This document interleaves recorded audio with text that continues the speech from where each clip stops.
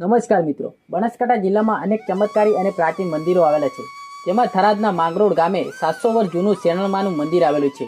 આ મંદિરે દર 14 અને પૂનમના દિવસે મોટો મેળો ભરાય છે અને ગુજરાત સહિત રાજસ્થાનભરમાંથી લોકો શેરણમાના દર્શન કરવા આવે છે. આ મંદિર સાથે એક દંતકથા પ્રચલિત છે. એક દંતકથા પ્રમાણે આશરે 700 વર્ષ પહેલા કાંઠિયાવાડમાં એક ગામ હતું. તેમાં વેદાચારણ રહેતા હતા. તેમની એક પુત્રી હતી. તેમનું નામ શેણીબાઈ હતું. શેણીબાઈ અને વિજાનંદ બાળપણથી લગ્ન માટે બંધાયેલા હતા. જ્યારે શેણીબાઈ ઉંમરલાયક થયા ત્યારે વેદાચારણે વિજાનંદને 999 ભેંસો લાવવાનું કહ્યું અને આ ભેંસો આવતી અષાઢી બીજ સુધી લાવી આપવાની અને નહીં લાવે તો તેમની પુત્રીના લગ્ન તેમની સાથે કરાવશે નહીં. વિજાનંદ ભેંસો લઈ આવી શક્યા નહીં.